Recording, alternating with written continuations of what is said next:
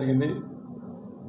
మాకు నష్టపరిహారం ఇప్పియండి, మా పట్టాలని అని చెప్పితో దానివల్ల అప్పుడు వెంబడే హైడ్రా కమిషనర్ గారిని ఫోన్ చేసి వెంబడే అపాయింట్మెంట్ తీసుకొని వెళ్ళి చెరువులో ఉన్నటువంటి వాళ్ళు కొనుక్కున్న వాళ్ళు కొంతమంది ఉన్నారు, అమ్మిన వాళ్ళు కొంతమంది ఉన్నారు. వీళ్ళకి న్యాయం చేయాలి. ఎందుకంటే తెలిసి కొన్న వాళ్ళు తెలియక కొన్న వాళ్ళు కొంతమంది ఉన్నారు.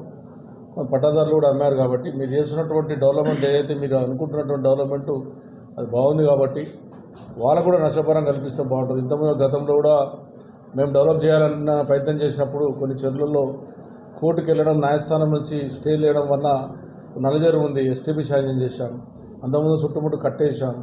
అన్నేసినప్పటికీ కోర్టు ఆల్రెడీ ఏమన్నా న్యాయస్థానం దాన్ని స్టే చేయడం వల్ల ఆ రోజు పనాపదాలు ఇటువంటి సమస్యలు వస్తాయి. చేసే పని మంచి అయినప్పుడు కోర్టులకు ద్వారా కొన్ని సమస్యలు పడ్డాయి కాబట్టి చేయలేకపోయిన పరిస్థితి వస్తుంది. కాబట్టి మళ్ళా దాన్ని అట్లా రకంగా చేయకుండా ఉండాలంటే పట్టాదారులకు టీడీఆర్ ఇచ్చి పట్టదారుల కొనుక్కున్నటువంటి వాళ్ళకు కూడా పట్టదారుల ద్వారా న్యాయం చేయమని చెప్పి అడిగాం. దాన్ని కూడా సానుకూలంగా కమిషనర్ గారు స్పందించారు. దీన్ని డెవలప్ చేసే దాంట్లో పూర్తిగా ఒక శాసనసభ్యునిగా 100% నేను సపోర్ట్ చేస్తాను. కానీ నష్టపోకుండా, ప్రజలు నష్టపోకుండా వాళ్ళకు కూడా న్యాయం చేయమని చెప్పి అడ్డకని చెప్పారు. దాని భాగంగానే ఇవాళ వాళ్ళు ఏ రకంగా చేస్తున్నాం అని చెప్పి వాళ్ళు నడవడం జరిగింది. తొందరనే అన్ని చెరువులకు తిరిగి ఇప్పటికే ఏ చెరువులో కూడా ప్రాబ్లం లేదు. అన్ని చెరువుల్లో టీడీఆర్ ఇస్తా అన్నారు. కాబట్టి లీగలేరుగా ఉన్నటువంటి లీగలేరు ప్రకారం ఇవ్వమని చెప్పాం.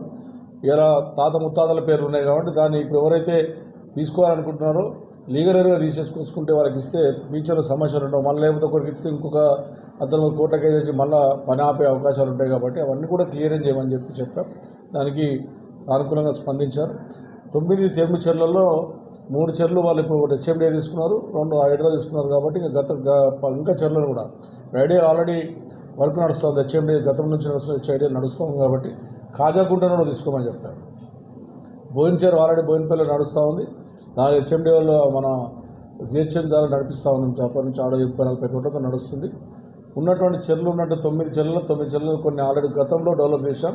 కొన్ని మిగిలిపోయినటువంటి కూడా కంప్లీట్ చేయమని చెప్పాం. దానికి కూడా సానుకూలంగానే స్పందించారు.